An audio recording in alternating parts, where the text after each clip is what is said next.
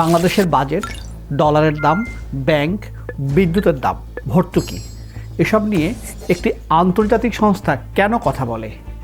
এমন কী ক্ষমতা আছে আন্তর্জাতিক মুদ্রা তহবিল বা IMF-এর, যার প্রতিনিধি দল ঢাকায় এলে সরকারের সবচেয়ে গুরুত্বপূর্ণ ব্যক্তিরাও বৈঠকে বসেন? আরেকটি প্রশ্ন প্রায় ওঠে। কেউ বলেন IMF বিপদে পড়া দেশের শেষ ভরসা, আবার কেউ বলেন IMF-এর ঋণ মানেই কঠোর শর্ত ও সাধারণ মানুষের উপর নূতন চাপ। তাহলে IMF কি অর্থনীতির উদ্ধারকর্তা নাকি কঠিন শর্তের ঋণদাতা? আজ আমরা এই প্রশ্নগুলোর উত্তরই খুঁজব। প্রাইম ব্যাংক, অর্থনীতি অনর্থনীতিতে আজকের বিষয় IMF কি, কিভাবে কাজ করে, কেন এত আলোচনায়।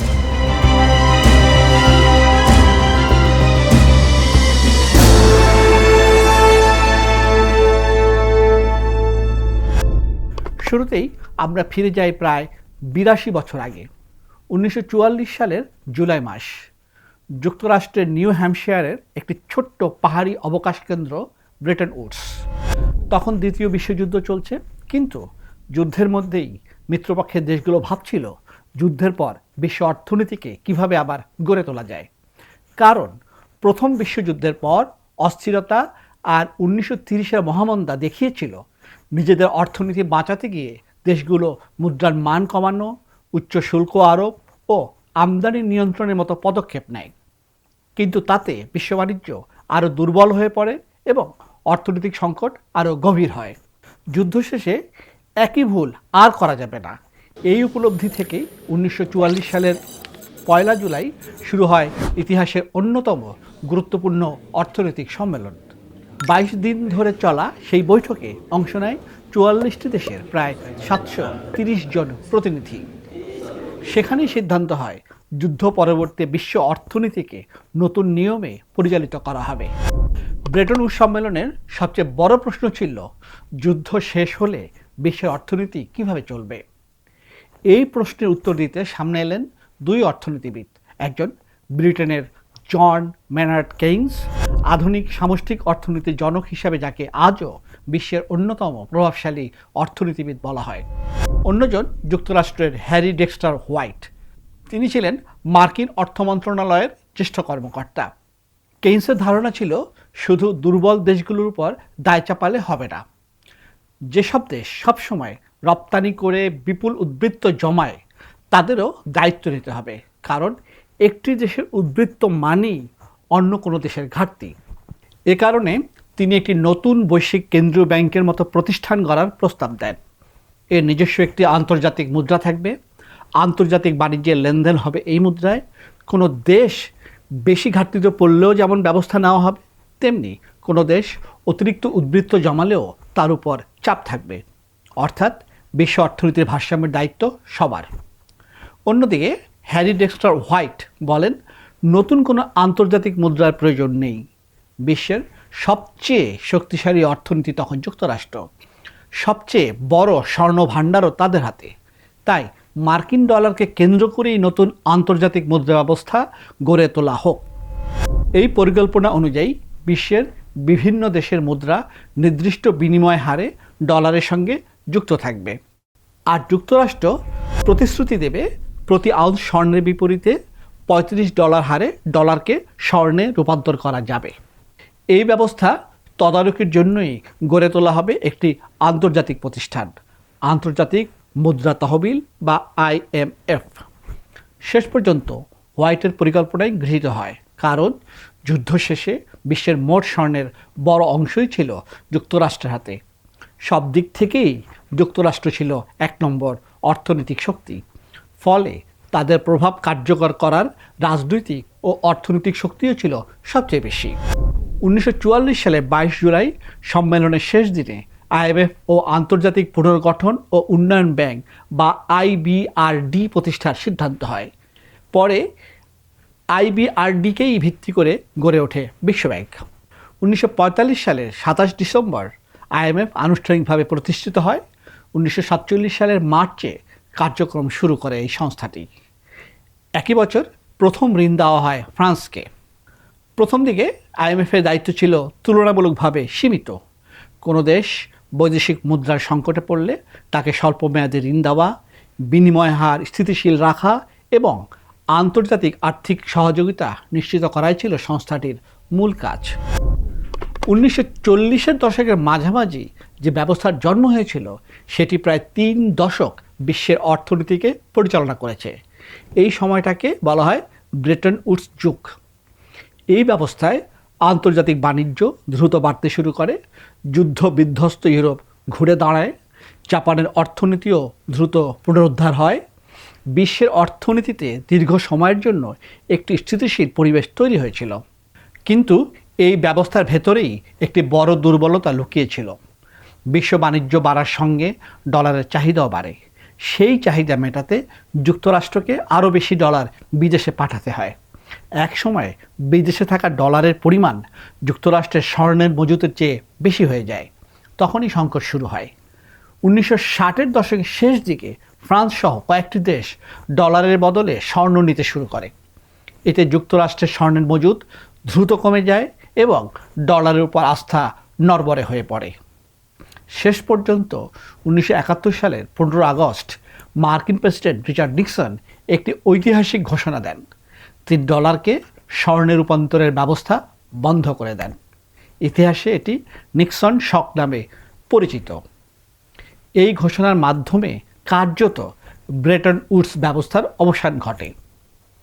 এরপর কয়েক বছরের মধ্যে বিশ্বের অধিকাংশ দেশ ধীরে ধীরে ভাসমান বিনিময় হার বা ফ্লোটিং এক্সচেঞ্জ রেট ব্যবস্থায় চলে যায়।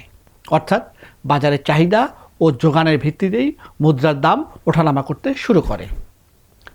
বিনিময় হার ব্যবস্থার দায়িত্ব কমে যাওয়ায় আইএমএফ নতুন ভূমিকা খুঁজতে শুরু করে। এ সময় থেকে আইএমএফের ভূমিকাও বদলে যায়।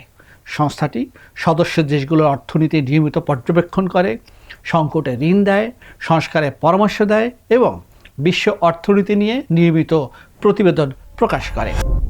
বর্তমানে বিশ্বের 191টি দেশ আইএমএফের সদস্য। সদস্য হওয়ার সময় প্রতিটি দেশকে একটি নির্দিষ্ট পরিমাণ অর্থ জমা দিতে হয়। আইএমএফের ভাষায় এটিকে বলা হয় কোটা। একটি দেশের কোটা মূলত 3টি বিষয় ঠিক করে, যেমন দেশটি আইএমএফ থেকে সর্বোচ্চ কত ঋণ পেতে পারে, আইএমএফে তার ভোটের ক্ষমতা কত হবে এবং নতুন এসডিআর বরাদ্দ হলে কতটা অংশ পাবে। তাই কোনো দেশের কোটা যত বড়, আইএমএফে তার প্রভাবও তত বেশি। এখানেই আসে আরেকটি গুরুত্বপূর্ণ বিষয়। আইএমএফে সব দেশের ভোট সমান নয়। বর্তমানে যুক্তরাষ্ট্রের ভোট প্রায় 16.5%, যা এককভাবে সবচেয়ে বেশি। এরপর রয়েছে জাপান ও চীন 6.1%, জার্মানি 5.3%, ফ্রান্স 4%, যুক্তরাজ্য 4%। এ কারণেই চীন, ভারত বা ব্রাজিলের মতো উদীয়মান অর্থনীতিগুলো দীর্ঘদিন ধরেই আইএমএফের কোটা ও ভোটাধিকার সংস্কারের দাবি জানিয়ে আসছে। তবে আইএমএফের অনেক গুরুত্বপূর্ণ সিদ্ধান্ত, যেমন আর্টিকেলস অফ এগ্রিমেন্ট সংশোধন, কোটা পরিবর্তন ইত্যাদি পাশ করতে 85% ভোট প্রয়োজন। তাই যুক্তরাষ্ট্রের ভোট 16.5% হওয়ায় একাই এসব সিদ্ধান্ত কার্যত আটকে দেওয়ার ক্ষমতা রাখে। আরেকটি গুরুত্বপূর্ণ তথ্য দিই, সব সময়ই আইএমএফের প্রধান হন একজন ইউরোপীয়। 1946 সালে আইএমএফ ও বিশ্বব্যাংকের প্রথম প্রধান নির্বাচনের সময় যুক্তরাষ্ট্র ও পশ্চিম ইউরোপের মধ্যে একটি অলিখিত সমঝোতা তৈরি হয়। এর আওতায় বিশ্বব্যাংকের প্রেসিডেন্ট মনোনয়ন দেয় যুক্তরাষ্ট্র আর আইএমএফের ব্যবস্থাপনা পরিচালক নির্বাচন করে ইউরোপ। জেন্টলম্যান এগ্রিমেন্ট নামে পরিচিত এই প্রথা এখনও কার্যত বহাল আছে। কোনো দেশ বৈদেশিক মুদ্রার সংকটে পড়লে প্রথমে আইএমএফের কাছে সহায়তা চায়। এরপর আইএমএফের একটি দল সেই দেশের অর্থনীতির অবস্থা ও অর্থনৈতিক নীতিগুলো পর্যালোচনা করে। সংকটের কারণ চিহ্নিত করে সরকার ও আইএমএফের মধ্যে একটি সংস্কার কর্মসূচি নিয়ে আলোচনা হয়। উভয় পক্ষ একমত হলে প্রস্তাবটি আইএমএফের নির্বাহী বোর্ডে যায়। বোর্ড অনুমোদন দিলে তবে ঋণ কার্যকর হয়। তবে পুরো অর্থ একেবারে দেওয়া হয় না। নির্দিষ্ট সময় পর পর পর্যালোচনায় শর্ত বাস্তবায়নের অগ্রগতি সন্তোষজনক হলে পরবর্তী কিস্তি ছাড় করা হয়। আইএমএফ এই ঋণ দেয় এসডিআরে। আসলে এটি কোনো মুদ্রা নয়, এটি এক ধরনের আন্তর্জাতিক রিজার্ভ সম্পদ। বর্তমানে এক এসডিআরের মূল্য প্রায় 1.36 মার্কিন ডলার। তবে এসডিআরের মূল্য স্থির নয়, এটি মার্কিন ডলার, ইউরো, চীনের রেনমিনবি, জাপানি ইয়েন ও ব্রিটিশ পাউন্ড, এই 5টি প্রধান মুদ্রার ঝুড়ি বা কারেন্সি বাস্কেটের ভিত্তিতে প্রতিদিন নির্ধারিত হয়। আইএমএফ কয়েক ধরনের ঋণে কর্মসূচির মাধ্যমে সহায়তা দেয়। সবচেয়ে পরিচিত হল স্ট্যান্ড বাই অ্যারেঞ্জমেন্ট। কোনো দেশ হঠাৎ বৈদেশিক মুদ্রা সংকটে পড়লে সাধারণত এই স্বল্প মেয়াদী ঋণ দেওয়া হয়। দীর্ঘমেয়াদী অর্থনৈতিক সংস্কারের জন্য রয়েছে এক্সটেন্ডেড ফান্ড ফ্যাসিলিটি, আর স্বল্প আয়ের দেশগুলোর জন্য রয়েছে এক্সটেন্ডেড ক্রেডিট ফ্যাসিলিটি। এসব কর্মসূচির লক্ষ্য শুধু সংকট মোকাবিলা নয়, অর্থনীতিকে দীর্ঘমেয়াদে আরও স্থিতিশীল ও টেকসই করে তোলা। এছাড়া প্রাকৃতিক দুর্যোগ, মহামারী বা অন্য কোনো আকস্মিক সংকটের সময় দ্রুত অর্থচারের জন্য রয়েছে র্যাপিড ফাইন্যান্সিং ইনস্ট্রুমেন্ট এবং র্যাপিড ক্রেডিট ফ্যাসিলিটি। সাম্প্রতিক সময়ে জলবায়ু পরিবর্তনের ঝুঁকি মোকাবেলার জন্য আইএমএফ চালু করেছে রেজিলিয়েন্স অ্যান্ড সাস্টেইনেবিলিটি ফ্যাসিলিটি। আইএমএফের ইতিহাসে যেমন সাফল্য আছে, তেমনি রয়েছে তীব্র বিতর্ক। কোনো দেশ বৈদেশিক মুদ্রা সংকটে পড়লে আইএমএফ শুধু ঋণই দেয় না, আন্তর্জাতিক বাজারে আস্থা ফিরিয়ে আনার চেষ্টা করে। দক্ষিণ কোরিয়া, আয়ারল্যান্ড ও পর্তুগালের মতো কয়েকটি দেশ আইএমএফের সহায়তা ও নিজেদের সংস্কারের মাধ্যমে সংকট কাটিয়ে উঠেছে। তবে অনেক দেশে ঋণের সঙ্গে যুক্ত কঠোর শর্ত অর্থনৈতিক ও সামাজিক চাপ বাড়িয়েছে। 1997 সালের 2 জুলাই থাইল্যান্ড বাথের নির্দিষ্ট বিনিময় হার ধরে রাখতে ব্যর্থ হয়ে মুদ্রাটিকে ভাসমান করে দেয়। এ ঘটনাকেই পূর্ব এশীয় আর্থিক সংকটের সূচনা ধরা হয়। এতে বিদেশি পুঁজি দ্রুত বেরিয়ে যাওয়ার পর সংকট ছড়িয়ে পড়ে ইন্দোনেশিয়া, দক্ষিণ কোরিয়া, মালয়েশিয়া ও ফিলিপাইন সহ পুরো অঞ্চলে। থাইল্যান্ড, ইন্দোনেশিয়া, দক্ষিণ কোরিয়া আইএমএফের সহায়তা নেয়। ঋণের শর্ত হিসেবে দুর্বল ব্যাংক বন্ধ, সরকারি ব্যয় ও ভর্তুকি কমানো এবং আর্থিক খাত সংস্কারের উদ্যোগ নেওয়া হয়।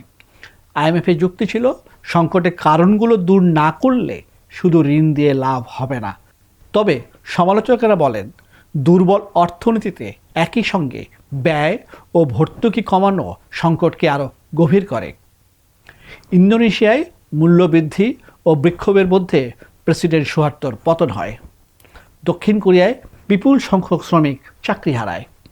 অন্যদিকে মালয়েশিয়া আইএমএফের পথ না মেনে পুঁজির প্রবাহে নিয়ন্ত্রণ আরোপ করে সফল হয়। আইএমএফ নিয়ে আসলে বড় বিতর্ক শুরু হয়েছিল 1980-র দশকেই ল্যাটিন আমেরিকার ঋণ সংকটের সময়। মেক্সিকো, ভেনেজুয়েলা, ব্রাজিল ও আর্জেন্টিনায় কৃচ্ছ্রসাধন সাধন, বেসরকারীকরণ ও বাজারমুখী সংস্কারের শর্ত নিয়ে ব্যাপক সমালোচনা হয়। ফল হয়েছিল প্রবৃদ্ধি কমে যাওয়া, বেকারত্ব ও দারিদ্র্য বৃদ্ধি, সরকারি স্বাস্থ্য শিক্ষা ব্যয় সংকোচন এবং সামাজিক অস্থিরতা। তাই 1980-এর দশক ল্যাটিন আমেরিকার লস্ট ডিকেড বা হারানো দশক নামে পরিচিত। সাম্প্রতিক সময়েও আর্জেন্টিনা এই বিতর্কের আরও বড় উদাহরণ। দেশটি একাধিকবার আইএমএফের ঋণ নিয়েছে, কিন্তু স্থায়ী স্থিতিশীলতা পায়নি। বাংলাদেশ আবার নতুন ঋণ কর্মসূচি নিয়ে আইএমএফের সঙ্গে আলোচনা শুরু করেছে। কিন্তু আইএমএফের সঙ্গে এই সম্পর্ক শুরু হয়েছিল 1972 সালে। 1971 সালের মুক্তিযুদ্ধের পর বাংলাদেশের অর্থনীতি ছিল প্রায় ধ্বংসস্তূপে। খাদ্য, জ্বালানি ও কাঁচামাল আমদানির জন্য ডলারের প্রয়োজন ছিল, কিন্তু বৈদেশিক মুদ্রা আয়ের সক্ষমতা ছিল খুবই সীমিত। এই পরিস্থিতিতে আন্তর্জাতিক অর্থনৈতিক ব্যবস্থার সঙ্গে যুক্ত হওয়া জরুরি হয়ে পড়ে। 1972 সালে ফেব্রুয়ারি মাসেই বাংলাদেশ সফরে এসেছিলেন বিশ্বব্যাংকের তৎকালীন প্রেসিডেন্ট রবার্ট ম্যাকনামারা। তার কাছে সহায়তা চাওয়া হলে তিনি সরকারকে বলে দিয়েছিলেন যে সাহায্য পেতে অন্তত আইএমএফের সদস্য হতে হবে।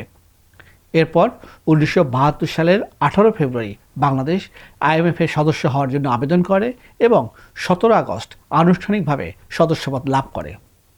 সে সময় 119টি দেশের মধ্যে বাংলাদেশের সদস্য পদের পক্ষে ভোট দেয় 88টি দেশ। 6টি দেশ ভোটদানে বিরত থাকে। এরা হলো কঙ্গো, জর্ডান, পাকিস্তান, সৌদি আরব, দক্ষিণ ভিয়েতনাম ও জাম্বিয়া। আর সুদান বাংলাদেশের বিরুদ্ধে ভোট দিয়েছিল। যা হোক, সদস্য হওয়ার 2 বছরের কম সময়ের মধ্যে বাংলাদেশকে প্রথমবার আইএমএফের সহায়তা নিতে হয়।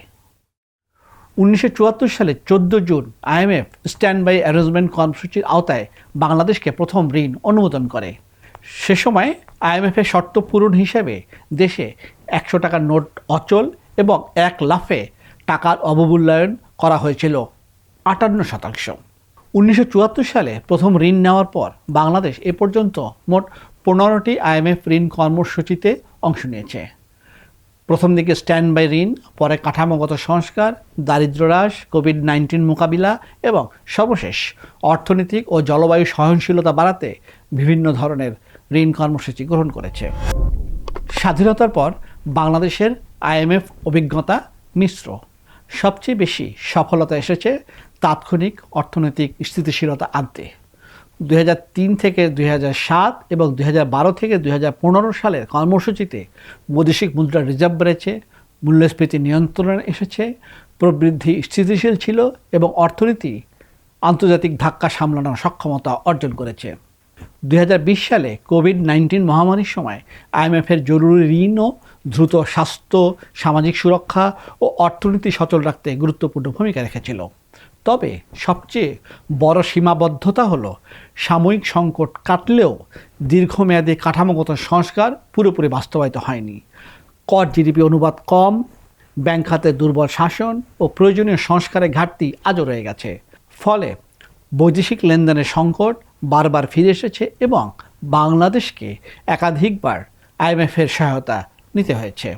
দাতাদের কাছ থেকে ঋণ নেওয়ার ক্ষেত্রে দ্বন্দ্বটা হচ্ছে বেশিরভাগ ক্ষেত্রে তারা এমন সব সংস্কারের জন্য চাপ দেয় যা আসলে আমাদেরই নিজ থেকে নেওয়া উচিত, যেমন ব্যাংক খাতের সংস্কার, ভর্তুকি লক্ষ্যভিত্তিক করা, সরকারি ব্যয় অপচয় কমানো, রাজস্ব খাতের সংস্কার ইত্যাদি।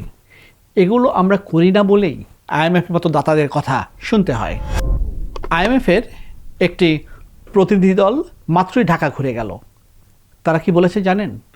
আইএমএফ আনুষ্ঠানিকভাবে বলেছে বাংলাদেশের অর্থনীতি এখনও সংকটে পড়েনি, কিন্তু বড় ধরনের ঝুঁকির মুখে রয়েছে। দ্রুত কিছু গুরুত্বপূর্ণ সংস্কার না করলে আগামী কয়েক বছরে প্রবৃদ্ধি আরও কমে যেতে পারে। তাই নতুন ঋণ কর্মসূচির আগে কয়েকটি মৌলিক সংস্কার বাংলাদেশকে করতে হবে। সংক্ষেপে আইএমএফ বাংলাদেশের কাছে চাইছে: 1. রাজস্ব আয় বাড়াতে হবে, 2. ভর্তুকি আরও যৌক্তিক করতে হবে, 3. মূল্যস্ফীতি কমাতে কঠোর নীতি চালিয়ে যেতে হবে, 4. বিনিময় হার আরও নমনীয় করতে হবে, 5. ব্যাংক খাতে বড় সংস্কার করতে হবে এবং 6. দরিদ্র মানুষের সুরক্ষা নিশ্চিত করতে হবে। আইএমএফের সবচেয়ে বড় সতর্কবার্তা হচ্ছে 2026-27 অর্থ বছরে বাংলাদেশের প্রবৃদ্ধি 3.5% নেমে যেতে পারে। আর বড় ধরনের সংস্কার না করলে এই প্রবৃদ্ধি পরে 3%-ও নিচে নেমে যাবে। এক্ষেত্রে আইএমএফের চোখে সবচেয়ে বড় ঝুঁকি 3টি, যেমন দুর্বল ব্যাংক খাত, সরকারের রাজস্ব সংকট এবং বৈদেশিক খাতের চাপ। এই 3টি সমস্যা একে অন্যকে আরও জটিল করে তুলতে পারে। শেষ কথা হলো, আইএমএফ ঋণ দিতে পারে, পরামর্শ দিতে পারে, কিন্তু একটি দেশের অর্থনীতি বদলে দিতে পারে না। সেই কাজ শেষ পর্যন্ত দেশকেই করতে হয়। প্রাইম ব্যাংক অর্থনীতি অনর্থনীতি থেকে আজ এ পর্যন্তই। আবার দেখা হচ্ছে।